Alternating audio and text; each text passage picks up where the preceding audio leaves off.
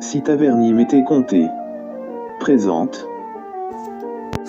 L'histoire de l'avenue de la Gare à Taverny. Son aménagement. Les rues marquent de leur empreinte l'histoire d'une ville. À Taverny, 3 rues historiques se détachent nettement car elles permirent aux habitants leur mobilité. Il s'agit des rues de Paris et de la chaussée Jules César qui sont de même longueurs et parallèles prenant naissance dans des communes avoisinantes. Et une rue perpendiculaire qui permit de relier ces 2 axes stratégiques, la rue de la Station devenue l'avenue de la Gare qui débouche et donne naissance à la rue d'Herblay anciennement baptisée rue aux Vaches. Sous la présidence du maire Octave Dubois qui fait élargir et rebaptiser un grand nombre de rues à Taverny, c'est en 1903 que la rue de la Station fut élargie à 15 mètres. L'inauguration eut lieu l'année suivante, le 10 juillet 1904. Jusqu'à cette date, la rue n'est pas encore plantée d'arbres. Le 20 novembre 1904, elle devient officiellement l'avenue de la Gare. Durant l'hiver 1905, l'avenue reçoit ses platanes et ses réverbères. En 1900, le Conseil vote le principe de l'éclairage électrique domestique. Celui-ci est définitivement installé en 1912 à 1913. Les rues, elles, devront se contenter de l'éclairage au gaz jusqu'en 1922. Le passage à niveau permettait la jonction avec la rue d'Herblay.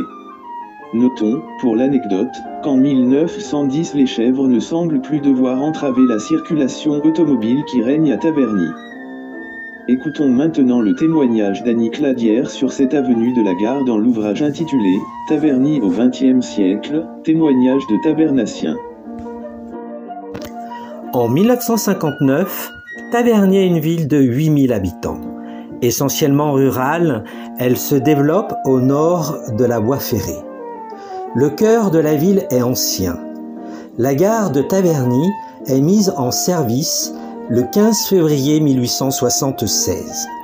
En 1959, le train passait toutes les heures.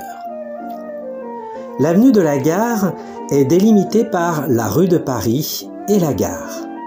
Elle est bordée d'acacias, les trottoirs sont larges, mais la chaussée étroite. Quelques maisons rurales bordent de son côté droit, tandis que le gauche se développe. L'avenue de la Gare, sur son côté gauche, est bordée de grands murs assez hauts, où se trouve aujourd'hui la propriété du docteur Lavial. Quelques pavillons se sont construits devant cette propriété. La rue Ancelot et en face, la rue Fanny-Leleu délimite la partie commerçante de l'avenue. En 1957, la première pierre de la maison de la presse est posée. C'est le premier immeuble de l'avenue de la Gare. La construction est limitée à 3 étages. La proximité de l'église, classée monument historique, interdit les grandes constructions. Les tuiles vieillies sont obligatoires. Les commerçants sont appréciés pour leur courtoisie. Nos libraires, monsieur et madame Godefroy, des personnes pas très jeunes, mais avec un dynamisme extraordinaire, nous accueillent tous les 6 en nous donnant de bons conseils sur la vie à Taverny. La quincaillerie toute proche était très importante pour nos maris bricoleurs. Elle était tenue par un vieux monsieur qui a été remplacé par les époux Boissier. Nous avions au coin de l'avenue de la Gare une épicerie, les Coop, qui est devenue l'Union commerciale où chaque année à Noël, nous prenions nos paquets réservés par l'achat de tickets toute l'année. Le café tabac Les Camélias était très fréquenté. Il s'appelait autrefois Hôtel de la Grande Fontaine. C'était le rendez-vous des motards jusqu'à une heure avancée de la soirée. L'avenue de la Gare était assez bruyante à cette époque. Je ne voudrais pas oublier monsieur et madame Bouchacourt, boulanger, pâtissier, traiteur le dimanche. Leur bouchée à la reine était très appréciée. Nous avons fait la connaissance d'un seul agriculteur de l'avenue, monsieur Voisin, qui le jour de notre arrivée, le 1er mai 1959, nous a offert notre première salade tabernacienne. Elle était très fraîche et nous étions ravis. Lorsque madame Voisin partait au champ dans la plaine s'était chaussée de sabots de bois, un chapeau de paille sur la tête, habillée d'une grande jupe paysanne. Elle ouvrait sa grande porte de corde ferme verte et la petite clochette retentissait à chaque passage. Nous savions qu'elle partait au champ. Accompagnée de son cheval et de sa carriole, elle descendait l'avenue de la Gare et pour nous, Parisiens, c'était un spectacle.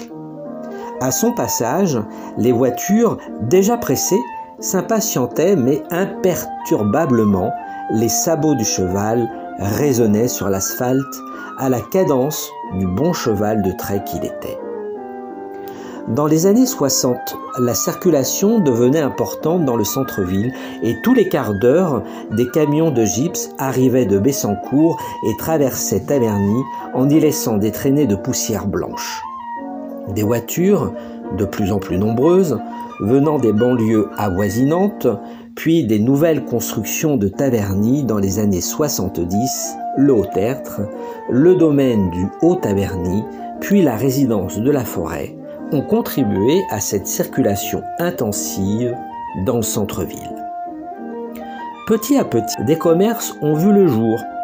Pierre Habilleur, tenu par monsieur et madame Glussmann, puis par Jacqueline seule. Elle et lui, magasin de vêtements pour hommes et femmes.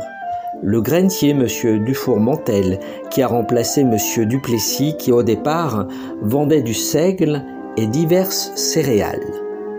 Le café de la Gare, établissement réputé pour ses salles de mariage.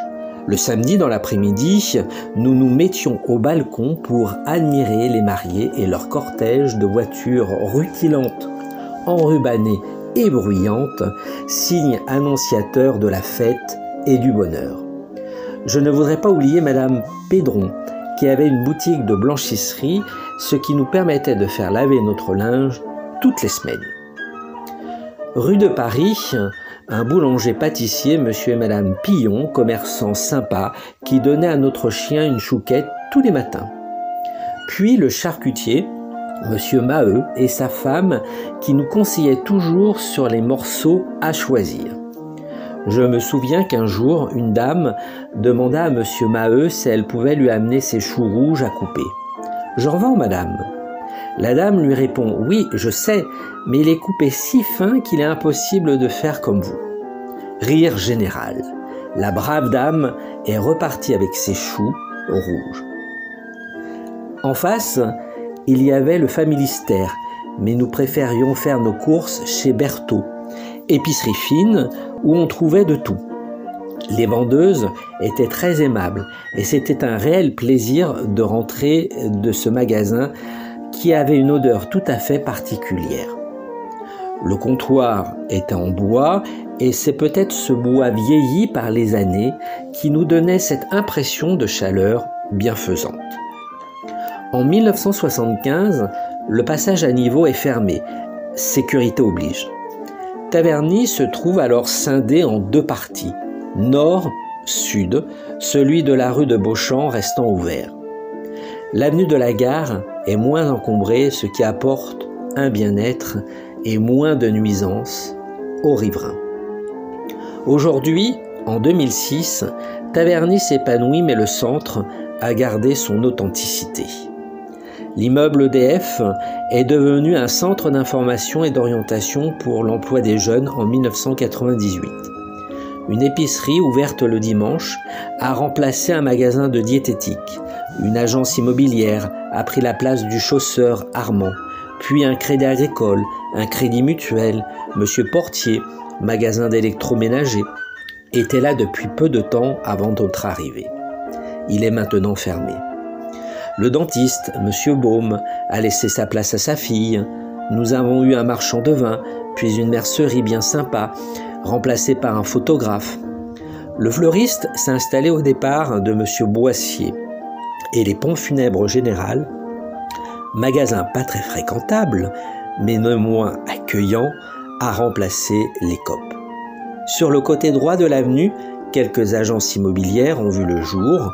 Un petit magasin bien agréable nous a quittés. Chez Julie A, maroquinerie, parapluie, bijoux fantaisie. il était presque indispensable pour donner aux femmes l'envie d'être belles.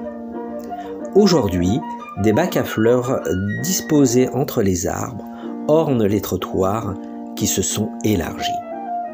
La circulation est réduite et tout ceci contribue à notre qualité de vie.